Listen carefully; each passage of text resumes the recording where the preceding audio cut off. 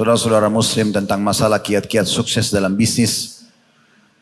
Dan tentunya juga saya pribadi mendukung semua event-event seperti ini. Walaupun saya tadi dengar dari teman-teman panitia ini pertama kali diadakan di Makassar, maka insya Allah kedepannya bisa berjalan. Karena event seperti ini sangat normal dan wajar sebagai seorang muslim untuk kita dukung. Karena bertemu antara produsen muslim sama konsumen muslim.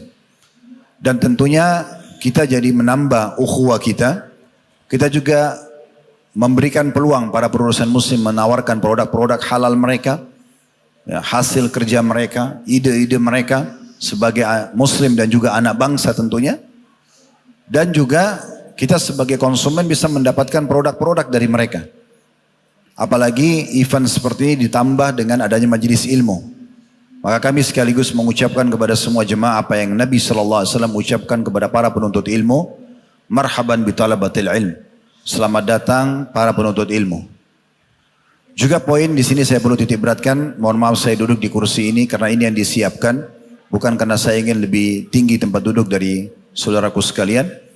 Namun kami karena diundang dan disiapkan tempat, maka oleh karena itu kami duduk di sini.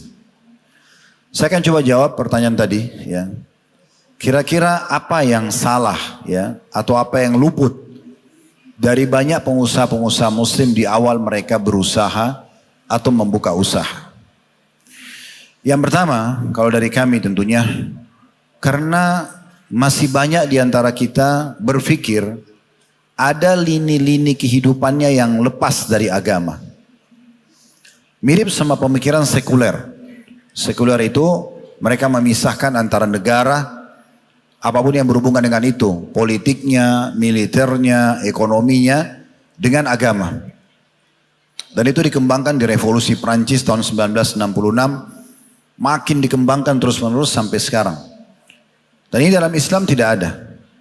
Kalau kita sebagai seorang muslim, pondasi dasar apapun aktivitas kita adalah agama Islam. Kalau Anda mau menjadi hamba Allah yang taat, menjadi muslim yang benar dan hakiki, Anda harus faham Islam adalah panduan hidup Anda.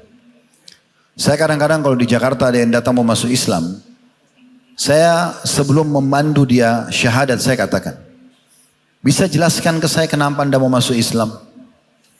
Kalau ada yang menyebutkan mungkin karena pernikahan, ada yang mungkin karena mau cari pekerjaan, ada yang mau cari keamanan karena merasa negara kita mayoritas muslim, ada yang cuma ikut-ikutan saja, seremoni dan testimoni saja.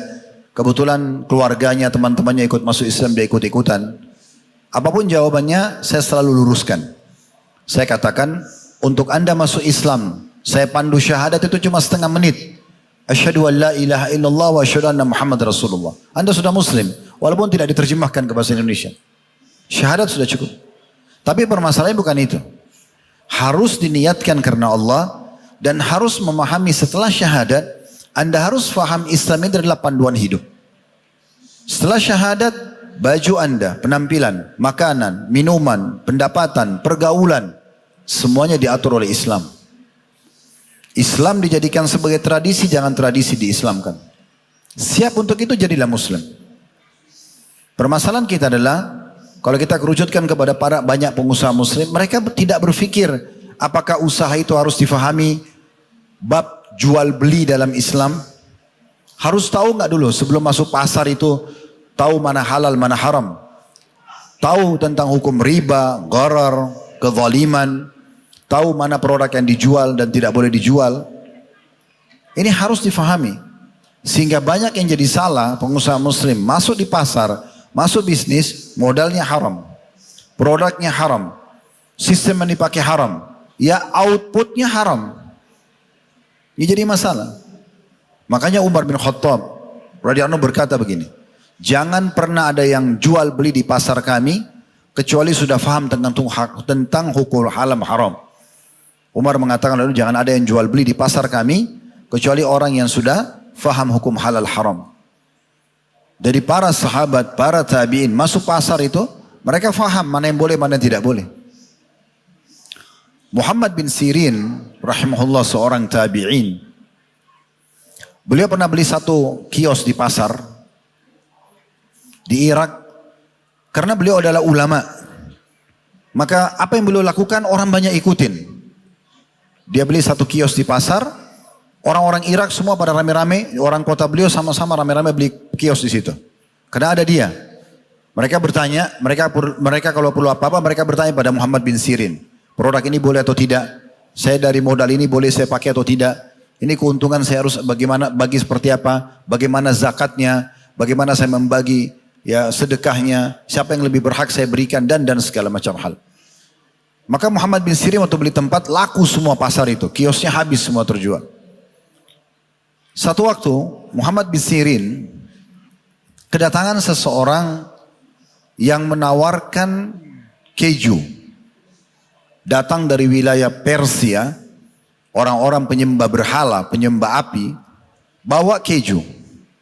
Kemudian orang ini faham, dia muslim. Kalau dia bawa ke Muhammad bin Sirin barang ini, dan Muhammad bin Sirin beli barang ini, berarti satu pasar akan beli. Karena dia rujukan. Maka pada saat itu, saudaraku seiman, datanglah orang ini menawarkan, wahai imam, imam itu kalau kita kiai, ustadz gitu ya, ini keju saya, orang itu bilang, modal saya sekian, Anda bisa, saya jual kepada Anda sekian, Anda masih bisa jual di pasar sekian, orang pasar masih bisa jual sekian. Ini semua saya buka. Orang pasar pun kalau jual dengan itu masih untung. Muhammad bin Sirin tidak tertarik dengan penawaran itu. Pertanyaan pertamanya dia pada pengusaha itu apa? Pedagang keju ini. Kejumu halal atau tidak? Dia tidak tertarik. Seperti misalnya teman-teman datang orang bawa makanan, nih jual nih. Apalah, mungkin di sini jalan kotek misalnya. Atau apa makanan khas kita. Orang jual, ini saya modalnya 2.000 rupiah. Anda beli, Anda bisa jual 3.000. Jual di pasar masih bisa 4.000. Orang pasar masih bisa jual 5.000. Seperti itu. Keuntungannya sudah jelas. Di 5.000 pun orang masih banyak beli. Kalau kita mungkin berpikir cuma akal-akalan tidak pakai agama, ya udah beli aja. Mau halal nggak haram itu terserah. Yang penting saya dapat untung. Nah, itu kan yang banyak terjadi di pasar. Subhanallah, Muhammad bin Sirin mengajarkan sebuah kaidah sederhana. Beliau bilang, halal nggak kejumu ini? Orang itu bilang apa? Wahai imam, keju, susu, dikeringin, campur garam. Jadi keju. Apa masalahnya? Maksudnya kok bisa ada yang perlu ditanya halal atau tidak? Kata Muhammad bin Sirin, keju yang kau bawa ini dari negara non-muslim. Itu wilayah sebelah, orang Persia, penyembah api, penyembah berhala. Mereka biasa mencampurkan keju mereka dengan lemak hewan. Supaya lebih kenyal. Dan mereka tidak tahu masalah sembelih dalam Islam, pakai bismillah, mungkin saja dari hewan yang haram. Kau bisa jamin gak? Kau jamin kejumu ini halal, tanggung jawab depan Allah hari kiamat saya beli. Orang itu takut dengar itu. Dia bilang saya gak berani jamin. Karena Muhammad bin Sirin bilang, tanggung jawab hari kiamat ya. Orang itu tidak berani. Muhammad bin Sirin gak jadi beli. Untungnya banyak sekali nih. Dia tinggal beli, orang pasar nunggu. Oh Muhammad bin Sirin beli. Orang pasar tahu dia ambil untung, dibeli. Gak ada masalah. Subhanallah, selesai. Gak jadi transaksi hari itu. Besok ada satu orang datang ke toko kiosnya Muhammad bin Sirin. Dia ambil barang, harganya 2 dirham. 10.000, 20.000 rupiah. Dia ambil sama dia. Dia diskusi sama Muhammad bin Sirin. Orang ini lupa kalau barang 2 dirham belum dia bayar. Waktu dia mau keluar bawa barang itu, Muhammad bin Sirin tanya, kamu mau kemana? Dia bilang saya mau pergi. Kata Muhammad bin Sirin, itu barang di tangan kamu belum kamu bayar. Dia bilang saya sudah bayar. Kata Muhammad bin Sirin, kau belum bayar. Orang itu bilang demi Allah saya sudah bayar. Kata Muhammad bin Sirin, demi Allah kau belum bayar. Letakkan barang itu kembali atau bayar baru kau bawa pergi. Orang-orang pasar dengar ini keributan datang semua. Heboh lah pada saat itu, orang ini karena malu dia bayar 2 dirham dia pergi. Orang-orang pasar tanya, wahai imam, berikan kami pemahaman, bagaimana kami memahami kemarin Anda menolak 40.000 dirham, bisa banyak dapat keuntungan, karena syubhat, gak jelas keju itu halal atau tidak. Sekarang Anda bersumpah atas sama Allah mempertahankan 2 dirham, gimana kami memahami ini? Apa kata Muhammad bin Sirin? Lihat ya, para ulama amil, ulama-ulama yang faham ilmu dan mengamalkan, mereka itu bukan hanya teoritis, tapi praktek di lapangan. Maka dia mengatakan, iya, karena saya tahu orang itu belum bayar barang 2 dirham. Dan kalau dia pulang, dia bawa barang haram itu, dia akan dihisap sama Allah hari kiamat. Maka saya bersumpah pertahankan itu agar dia selamat. Bukan lagi Muhammad Sirin pikir barangnya dia. Bagaimana saudara muslim itu selamat. Coba ambil pelajaran penting teman-teman sekalian. Mulai segala sesuatu dengan Islam. Mau menikah, mau bekerja, mau sekolah, mau apa saja. Saya muslim. Saya harus bangga dengan Islam itu. Kadang-kadang teman-teman sekalian kita tidak sadari. Kalau kita praktek Islam selain Allah berkah hidup kita. Bisa menjadi penyebab hidayahnya orang lain. Salah satu dosen kami namanya Dr. Muhammad Musnid. Hafidahullah. Saya tidak tahu beliau masih seperti tidak sekarang, tapi pada tahun 1997 atau 1998 itu saya tingkat 3 atau tingkat 4 kuliah di Madinah. Beliau ngajar temanya itu hadir alam Islami. Kurang lebih terjemahannya itu adalah kondisi dan keadaan wilayah negara-negara Islam, perkembangan wilayah Islam gitu ya. Dia cerita pengalamannya, dia bilang pergi ke Amerika. Dia pergi ke Amerika waktu itu dengan tetap baju muslimnya. Istrinya pakai jubah besar, pakai cadar. Jalan sementara di Amerika kehidupan begitu bebas. Dia bilang sampai saya masuk di satu supermarket besar. Saya ingin belanja untuk kebutuhan saya sama istri di hotel. Dia belanjalah banyak barang. Dia bawa ke kasir, waktu tiba di kasir, tiba-tiba kasirnya bilang, Anda diberikan free, gratis sama yang punya supermarket. Terus dia bilang, kenapa? Kata dosen saya, kenapa? Ya dia ingin ketemu sama Anda sama istri Anda. Bisa ketemu? Dia bilang bisa. Dipanggil lah, datang ke satu ruangan di lantai 2, supermarket itu sangat besar. Dia rupanya punya kaca yang transparan. Dia bisa lihat konsumen tidak bisa lihat dia dari atas lantai 2. Maka dia bilang, setelah dipanggil duduk, dipersilahkan segala macam. Dia perkenalkan diri, dia mengatakan, saya ini orang Yahudi. Kata pemilik toko itu, saya orang Yahudi. Saya pemilik supermarket ini. Lalu dia tanya si muslim tadi, Dokter Musid, Anda tahu kenapa saya gratiskan Anda? Anda tahu kenapa saya panggil Anda ke ruangan ini? Kata dosen ini dia sendiri cerita. Dia bilang tidak, saya tidak tahu. Apa kata Yahudi itu?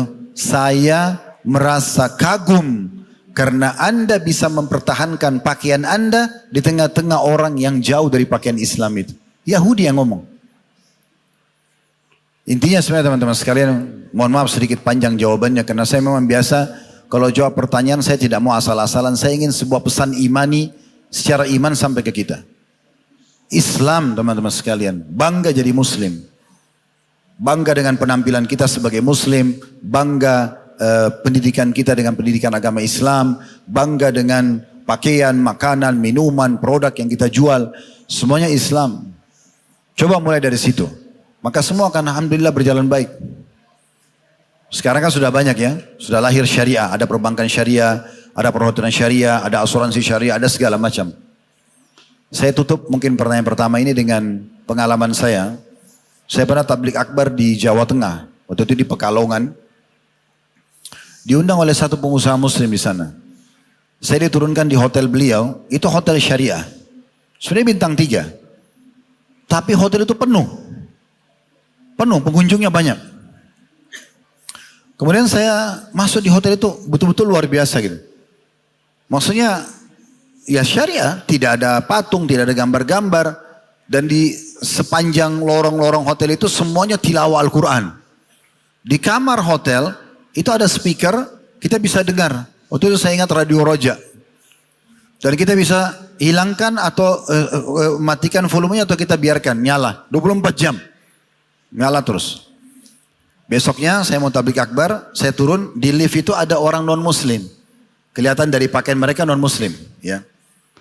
Kemudian saya turun, saya nggak tegur apa-apa, naik ke mobil, lalu saya ngobrol-ngobrol, saya tanya, di hotel antum ini ada pengunjungnya? Dia bilang ada, dan selalu penuh. Ya. Padahal hotel syariah, namanya hotel syariah. Dia bangga dengan Islamnya, dia tampil itu. Lalu saya tanya, ada nggak orang non-muslim yang turun di hotel ini? Dia bilang ada. Pernah nggak antum tanya, kenapa non-muslim itu mau masuk di hotel ini? Pernah. Apa jawabannya? Jawabannya orang non-muslim itu, karena mereka masih berakal sehat. Waktu ditanya, kenapa anda pilih? Ini kan hotel Islam. Apa jawaban orang non-muslim itu? Karena kata si bapak kepala rumah tangganya ya, Dia bilang, karena di hotel ini saya merasa lebih aman buat keluarga saya. Nggak ada minuman keras, nggak ada pelacur. Dan jadi istri anak saya aman. Dan tidak ada ribut-ribut malam-malam. Kalau hotel yang tidak syar'i kan pasti ada diskotik. Sampai jam 2, jam 3 malam ribut. Terganggu tidurnya. Jadi kalau kita gunakan Islam, selain kita dapat pahala, karena kita jadikan agama kita sebagai pondasi, Allah datangkan pasar sendiri. Nggak usah khawatir. Jangan bilang kalau saya jual produk yang berlabel Islam kira-kira laku nggak? Laku. Allah pemberi rezeki. Fadal.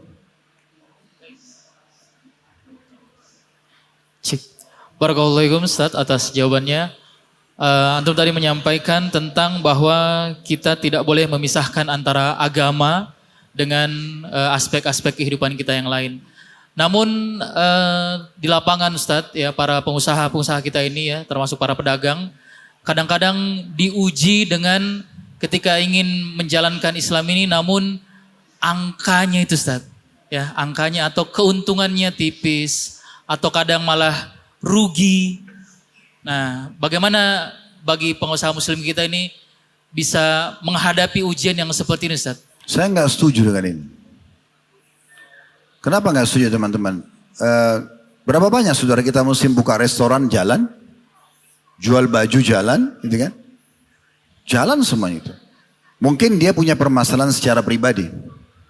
Kalau secara pribadi itu berbeda. Mungkin karena dia belum mendalami ilmu tentang masalah bisnis ya. Karena memang dalam Islam kita dianjurkan bukan hanya sekedar memahami hukum jual belinya. Tapi juga strategi bisnisnya gitu ya.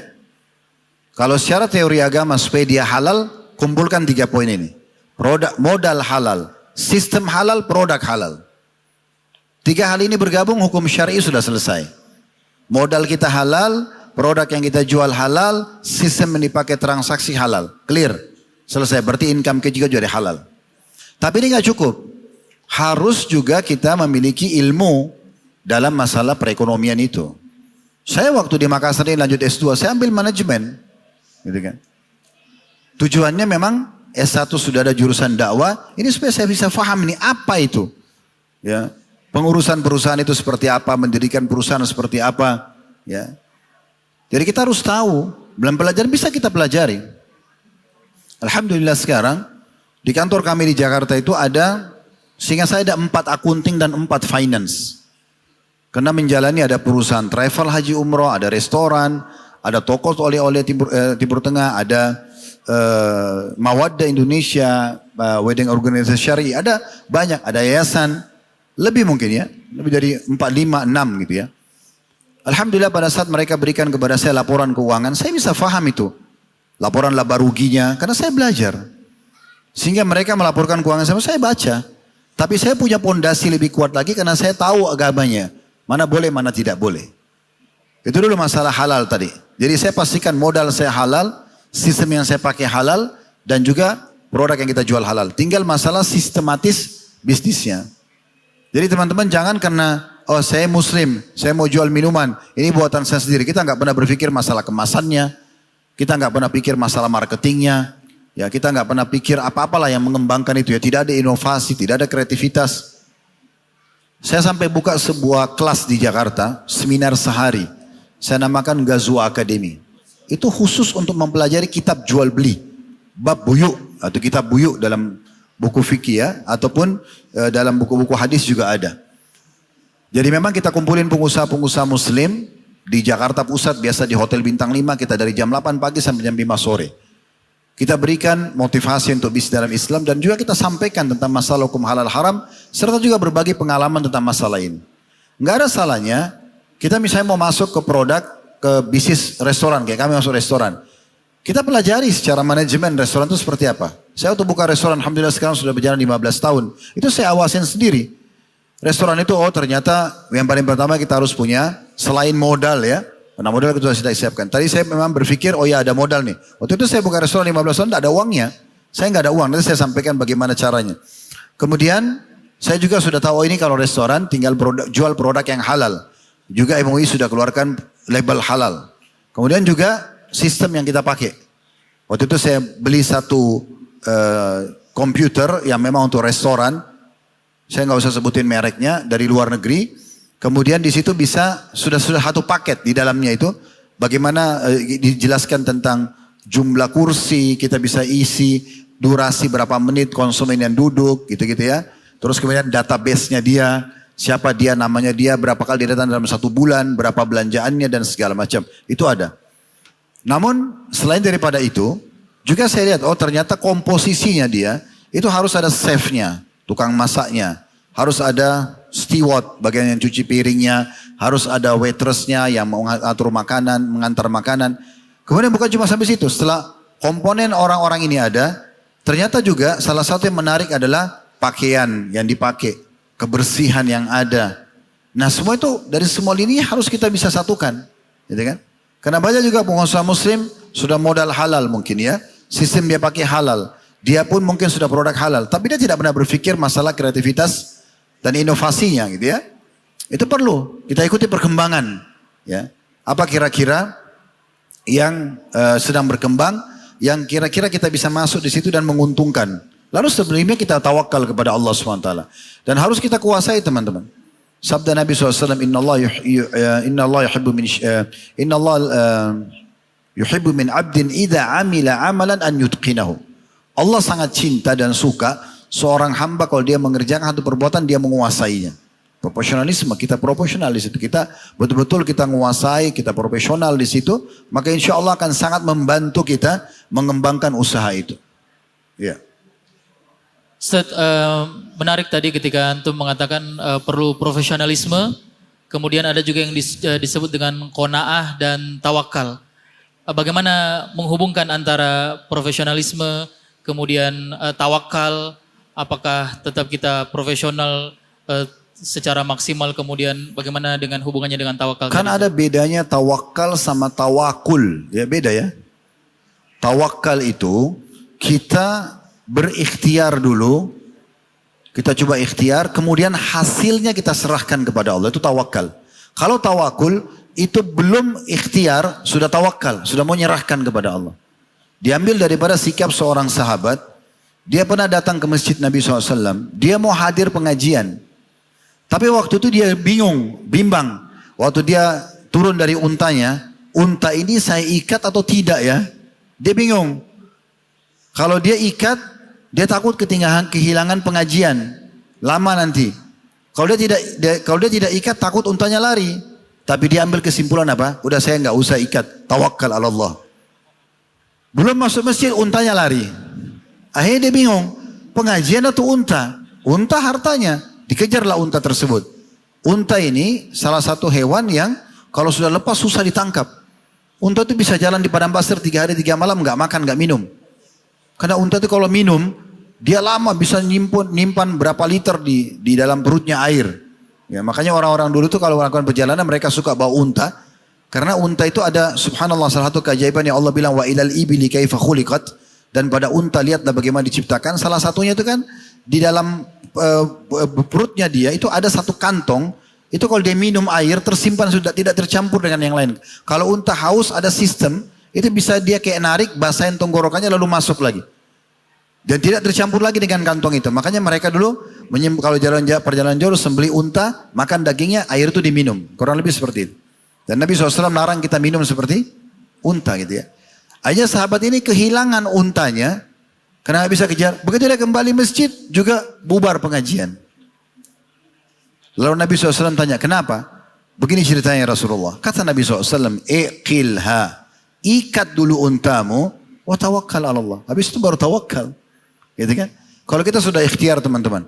Kita sudah coba modal halal. Kita sudah coba siapkan semuanya lah ya. Maksimal, profesionalisme, kita butuh profesional di situ. Kita siapkan bahan-bahan yang bagus. Kalau misalnya mau buka restoran, waitressnya, chefnya, segala macam sudah kita coba ikhtiar.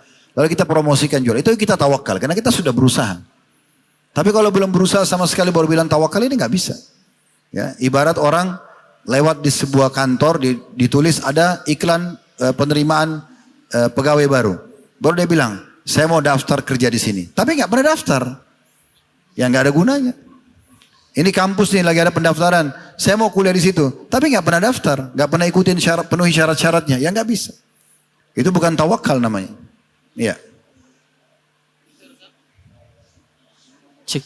Khair Ustaz, kemudian berarti tawakal tadi tetap melakukan profesional, setelah itu baru menyerahkan kepada Allah Subhanahu wa taala.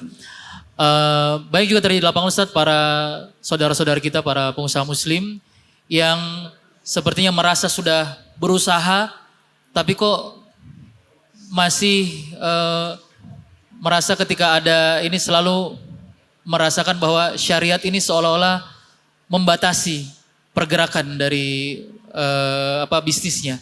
Bagaimana seorang muslim ini bisa melapangkan dadanya dengan syariat ini, Ustaz? Saya belum paham dibatasi seperti apa. Antum merasa terbebani dari syariat ini dari sisi mananya? Yang halal jauh lebih banyak daripada yang haram. Ini sering kami kasih contoh di pengajian. Allah haramkan babi. Gak boleh makan babi ya, ini babi. Allah ciptakan babi itu supaya kita lihat. Kita lihat bentuknya, wujudnya, kita dengar suaranya, kita tahu ini bahasa Indonesianya, ini namanya, bahasa Arab ini, bahasa Inggris ini. Orang tahu. Allah biarkan para orang-orang yang bergelut di ilmu medis mempelajari tentang bahayanya mengkonsumsi daging hewan itu misalnya. Satu sisi tubuh kita ini butuh protein hewani. Otot kita kan butuh. Yang membuat otot kita kuat ada protein yang kita konsumsi. Nah yang paling bagus kan dari hewani. Tapi Allah haramkan babi. Sekarang kalau semua hewan Allah haramkan, sementara Allah tahu Allah ciptakan kita butuh protein hewani, maka wajar orang melanggar. Wajar orang bilang syariat itu beban. Tapi masalahnya Allah haramkan babi satu. Lihat gantinya. Sapi, kambing, ayam, kelinci, rusa, kuda. Semua hewan air halal. Ini sedikit. Sebagai bentuk ujian. Ini cuma ujian. Allah ciptakan kita untuk populasi kan. Allah bilang liyazra'ukum fi. Untuk kalian kembang biakan. Memang kita diciptakan laki-laki perempuan ini saling suka, menikah, punya keturunan. Memang untuk itu. Untuk dikembang biakan. Supaya kita berkembang pesat. Dan untuk menuangkan sperma kita laki-laki. Dan perempuan mau menerima sehingga hamil. Itu butuh perjuangan. Kalau Allah tidak kasih kelezatan, tidak ada yang mau melakukannya. Makanya Allah bilang apa? Zuhina linnasi hubbu syahawati minan nisa. Telah dihiasi pada diri manusia dua hal. Hub, syahwat. Rasa suka dan hawa nafsu. Kepada para wanita. Karena kalau kita tidak suka nggak mau tumbuhin sperma. Tapi Allah ajarin cara yang benar. Cara benar nikah. Cara haram zina. Kan gitu. Andai saja teman-teman Allah ciptakan kita ini suka lawan jenis. Mau lihat, mau ngobrol, mau cium. Mau letakkan kemaluan yang sudah fitrah. Lalu semuanya Allah nggak bolehkan. Wajar syariat jadi beban. Nah ini tidak. Zina jangan ya. Ini caranya nikah. Zina sama nikah itu bedanya di kalimat akad. Saya nikahkan kamu sama anak perempuan saya Fulana binti Fulan dengan mas kawin ini. Setengah menit itu. Si laki-laki bilang saya terima nikahnya dengan mahar yang tersebut. Ada saksi dua, ada maharnya, ada wali perempuan. Selesai akad nikah.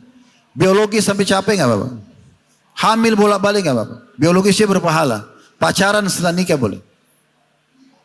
Dan bedanya jauh sekali. Orang kalau zina dimulai dengan ketakutan. Orang kalau nikah dimulai dengan kebahagiaan. Gak bisa ketemu ini. Orang kalau zina mau ke hotel, dua-duanya takut. Dua-duanya khawatir. Yang jadi masalah, kekhawatiran ini secara medis juga. Mempengaruhi kualitas sperma sama sel telur. Biologisnya terganggu. Manusia yang jadi bibit nanti itu juga terganggu.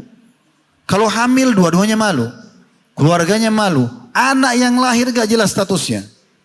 Secara hukum fikih, hukum agama kita, anak zina nggak ada penisbatan nambah kepada pemilik sperma, nggak ada. Bukan ayahnya itu pendapat jumhur. Tidak ada warisan di antara mereka.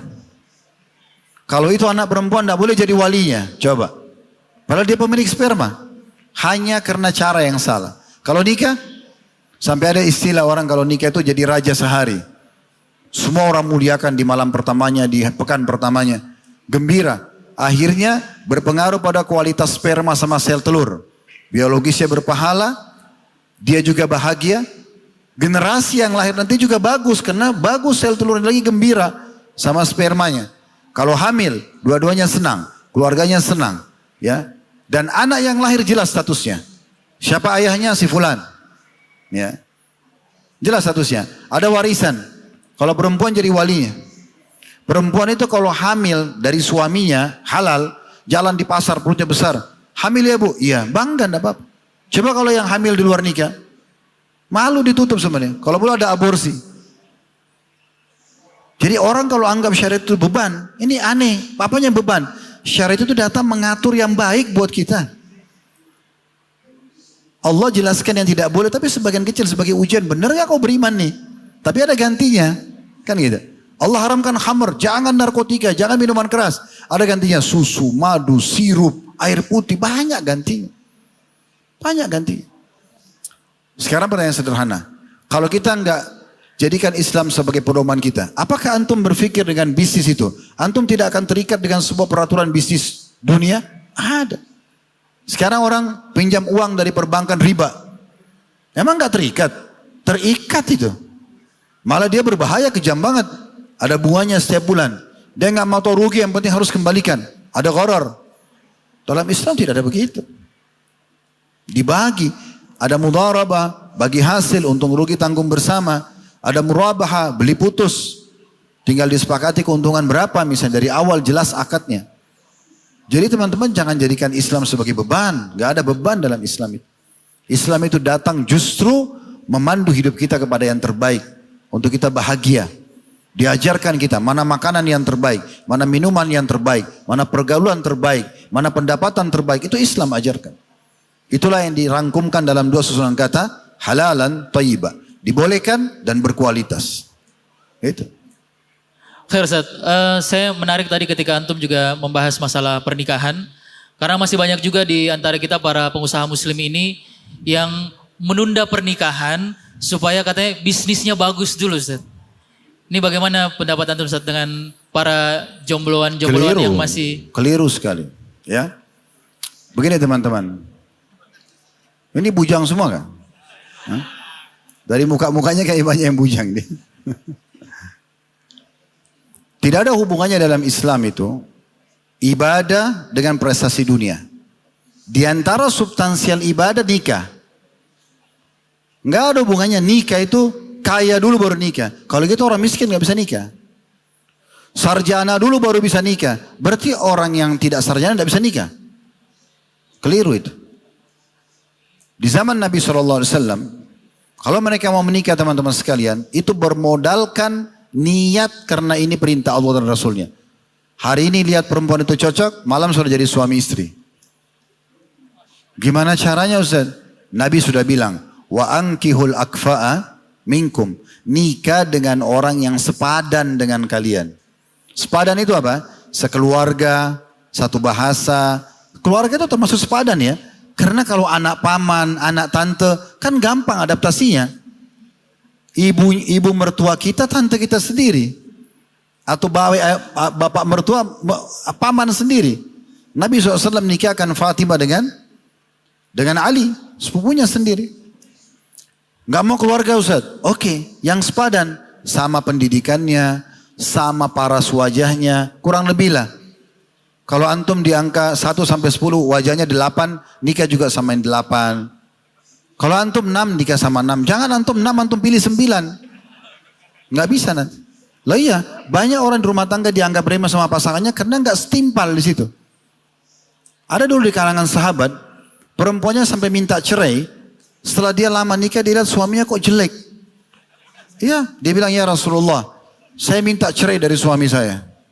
Ditanya suaminya, bagaimana istrimu? Kata istrinya apa?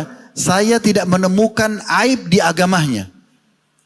Nggak ada aibnya di agama, orang ini baik imannya segala macam.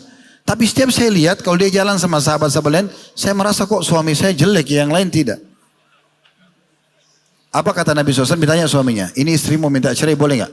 Kata suaminya apa? Kalau dia kembalikan mahar saya, dulu saya pernah kasih dia kebun kurma, dia kembalikan oke. Ditanya perempuan, kamu mau kembalikan nggak? Dia bilang iya. Dia cerai, gara-gara itu. Karena dia nggak sepadan, ya kan? Sepadan paras wajah, sepadan juga bahasa keluarga, suku, wajar. Orang Bugis Makassar, kalau nikah sama Bugis Makassar, wajar. Orang Jawa sama orang Jawa, bukan tidak boleh nikah Bugis sama Jawa, bukan. Karena nanti ada adaptasi, itu juga sepadan. Boleh nikah sama orang yang luar suku, luar keluarga. Tapi ingat, berarti butuh ekstra. Ekstra energi, ekstra adaptasi itu pasti. Kadang-kadang kalau ada orang kita mau nikah sama orang bule, tanya saya bilang jangan. Kecuali memang kita tinggal di sana, tinggal di Amerika, di Australia. Sudah ngerti bahasanya, sudah ngerti makanannya, oke lah. Kalau bermodal paras saja jangan. Karena nanti susah gitu kan. Kita makannya tempe, tahu, dia makan keju, nggak ketemu nanti. Mungkin 2 kilo tempe besar itu baru sama dengan berapa slice keju, kan nggak bisa ketemu. Contohnya ya, nikah sama orang yang sepadan. Kalau income antum dalam bisnis ini atau dalam pendapatan gaji kita misalnya 5 juta rupiah, cari perempuan yang bisa kelola 5 juta itu.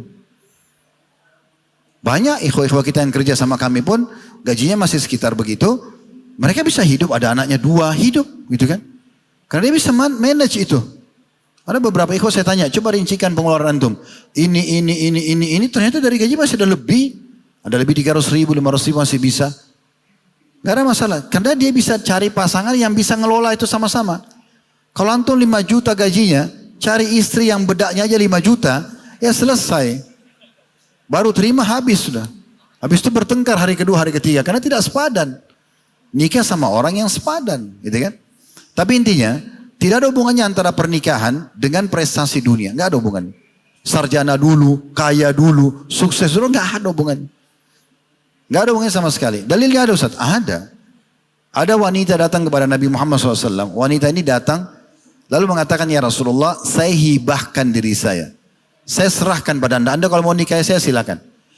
Nabi gak nanya, kamu itu dari keluarga mana, kaya atau miskin. Gak ada. Nabi langsung setuju, oke. Tapi saya lihat dulu. Nabi lihat. Dalam riwayatnya dikatakan Nabi setelah lihat, Nabi gak ada hajat. Apa yang terjadi? Nabi tawarkan orang-orang yang di masjid. Siapa yang mau nikahi wanita ini? Berdiri seorang sahabat. Gak kenal wanita ini, gak kenal. Berdiri. Lalu dia bilang, saya Rasulullah. Nabi bilang, Nabi nggak tanya juga, kamu suku mana? Berapa harta kamu? Nabi cuma bilang, ada mahar gak? Dan mahar itu, ya, kata Nabi SAW, aktsaruhunna baraka akluhunna mahra. Wanita yang paling banyak berkah, yang paling sedikit maharnya gitu ya. Yang paling sederhana. Maka pada saat itu, dia bilang, saya tidak punya apa-apa ya Rasulullah. Tidak ada yang saya bisa jadikan mahar, gak ada. Nabi bilang, ya keluar, iltamis walau khataman min hadid. Coba keluar, cari, biar cuma besi yang dibuat dari cincin. Keluar di sana jalan, di jalan-jalan cari. Ada besi-besi bekas, lengkukin, jadikan cincin, bosin. Orang ini rupanya keluar cari, nggak ketemu besi. Mungkin karena masa dulu nggak kayak sekarang. Sekarang kan besi banyak di pinggir jalan. Berarti antum lebih gampang nikah sekarang. Kalau maharnya cuma seperti yang Nabi bilang gitu ya. Jadi dia bilang, nggak ada ya Rasulullah. Nabi tanya, kau punya hafalan ayat Al-Quran? Dia bilang, ada ya Rasulullah. Kata Nabi SAW, saya nikahkan kamu, maharmu ayat Al-Quran itu. Miskin. Jadi kalau kita nikah, kalau mau nikah, minta sama Allah petunjuk, dimudahkan. Nikah dengan orang yang sepadan. Dan lebih bagus, kalau kita baru mau meniti bisnis kita, ya prestasi kita, bersama dengan pasangan. Apa kata Abdullah bin Mas'ud radhiyallahu anhu? Ini sebenarnya sih, tamparan yang keras banget ini bagi bujang-bujang yang mampu tapi tidak mau nikah gitu ya. Kata beliau, kalau umur saya tinggal 10 hari saja. Saya tahu nih 10 hari lagi saya akan mati. Saya tidak akan lewatkan malam-malam saya kecuali bersama dengan seorang istri.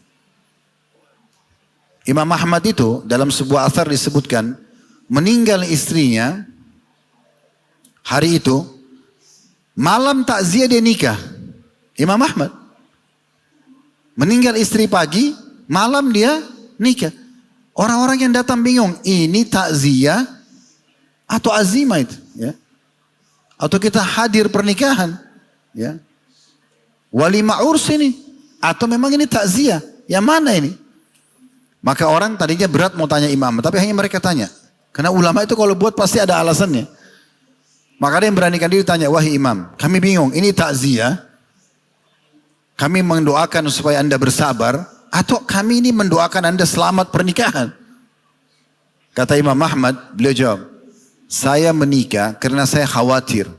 jangan sampai saya meninggal juga malam ini, saya bertemu Allah dalam kondisi saya bujangan. Sudah paham? Jadi nggak usah tunda-tunda.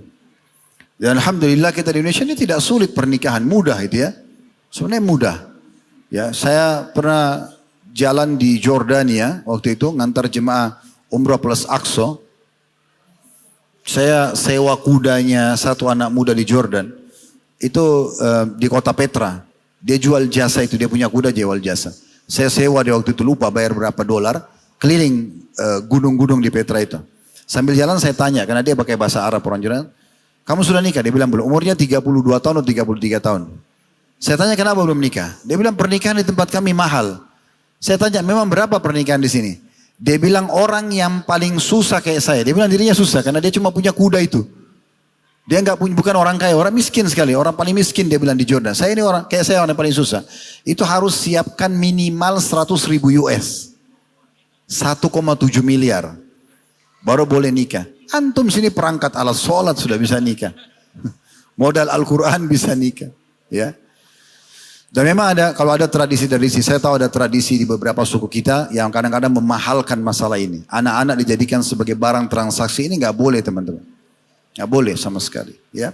Pernikahan anak itu bukan barang bisnis. Mudahkan pernikahan buat mereka, supaya amanah di beban pundak kita sudah selesai sebagai orang tua. Kita juga panen pahala mereka. Ummu Sulaim radhiyallahu anha, ini ibunya Anas ibn Malik. Kalau antum baca hadis dari Anas ibn Malik, nah ibunya namanya Ummu Sulaim, suami pertamanya namanya Malik. Malik ini waktu Ummu Sulaim masuk Islam, Ummu Sulaim ajak ngobrol, ayo masuk Islam, agamanya begini-begini. Rupanya dia marah, dia nggak mau terima, dia keluar dari rumahnya. Malik ini sambil marah, dia keluar ketemu sama musuh-musuhnya di jalan, berantem terbunuh dalam keadaan kafir. Rupanya ada sahabat dekatnya Malik bernama Abu Talha. Abu Talha ini tahu Ummu Sulaim ini soleha baik, jadi istri segala macam gitu. Terus dia bilang, wahai Ummu Sulaim, saya mau nikahi kamu. Apa kata Ummu Sulaim?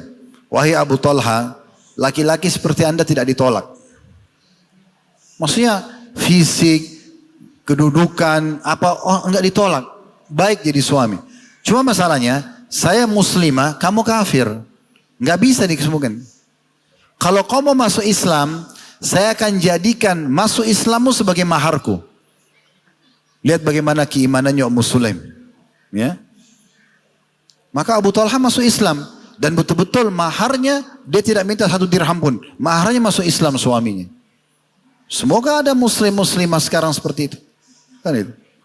Ya memang yang dia pikir bagaimana menjalankan perintah agama. Kan begitu. Jadi teman-teman jangan tunda ya. Jangan tunda. Karena dunia ini tidak ada ujungnya. Antum sudah S1, kalau belum nikah, saya S2 dulu. S2 itu paling cepat 1 tahun 7 bulan, 2 tahun lah. Saya pernah laluin. S3 juga sama. Mau cepat 2 tahun. Mungkin sampai 5 tahunan kalau orang susun disertasinya cukup lama, tergantung penelitiannya. Kalau antum tunggu terus ini sampai kapan ini? Umur berjalan gitu. Ya. Padahal sebenarnya masa balik itu, laki-laki dan perempuan berarti masa dia sudah bisa produksi anak. Dia sudah punya sperma, dia sudah punya sel telur. Jadi kalau misalnya baliknya 14 tahun, dia nikah 30 tahun, 16 tahun ini mubazir.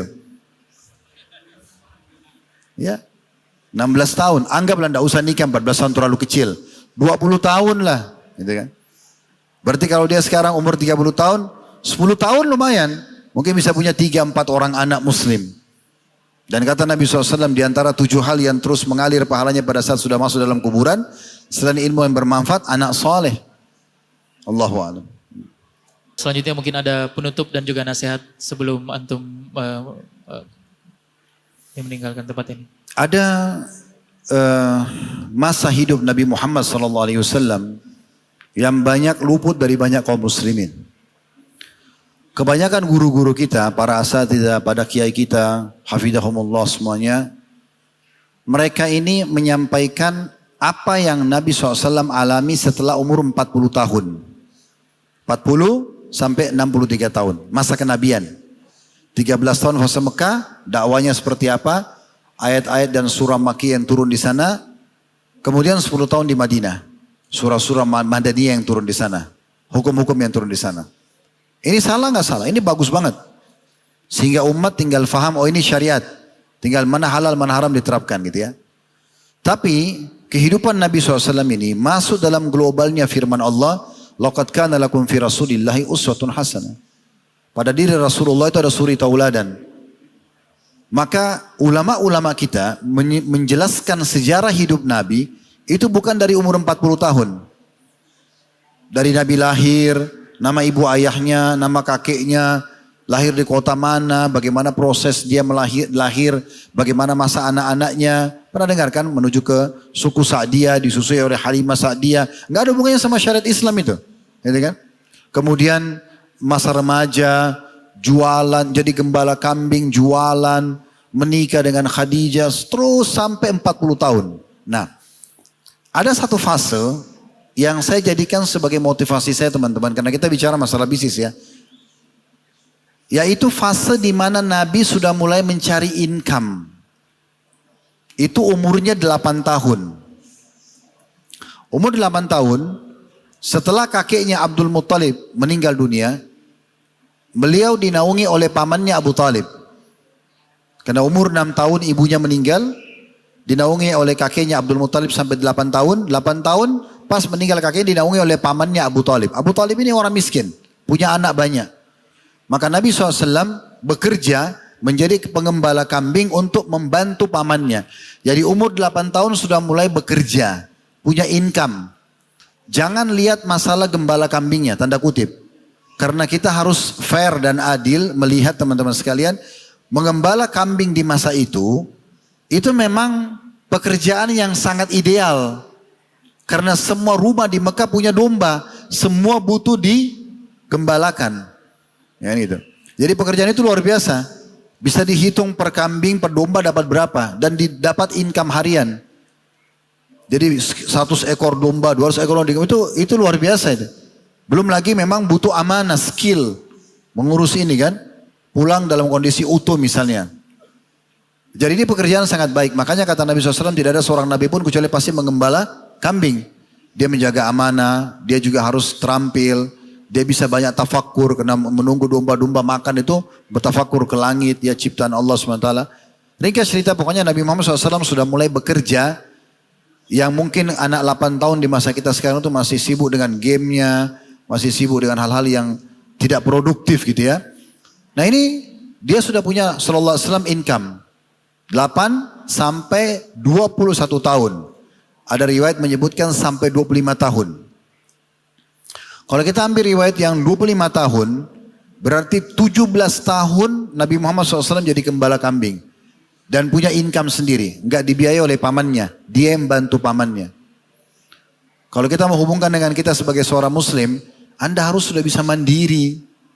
Masih kecil sudah bekerja, punya income. Tidak ada salahnya pulang sekolah, bantu orang tua. Ada yang bantu orang tuanya jual kue, jual ini, nggak ada masalah. Cari pengalaman. Dari umur 25 tahun, ini fase juga. Sampai umur 40 tahun dinobatkan jadi Nabi. 15 tahun beliau berubah profesi menjadi pedagang. Beliau lihat, oh sudah saatnya berubah profesi, bukan lagi jadi pengembala kambing.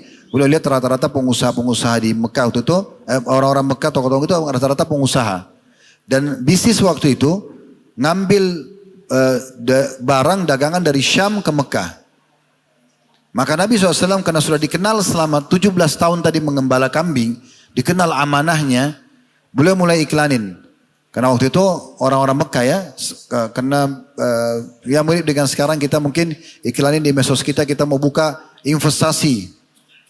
Nabi iklanin, saya mau berangkat ke Syam. Banyak pengusaha-pengusaha juga iklanin waktu itu.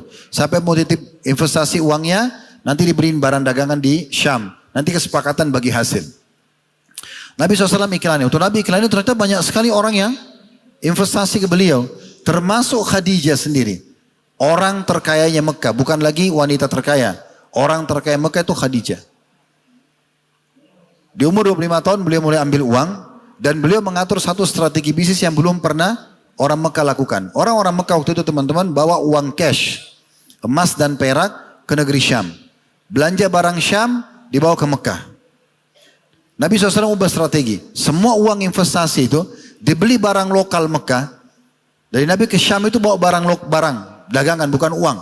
Dijual di Syam, untung, baru beliau bawa barang Syam pergi ke Mekah. Jadi 2 kali untung.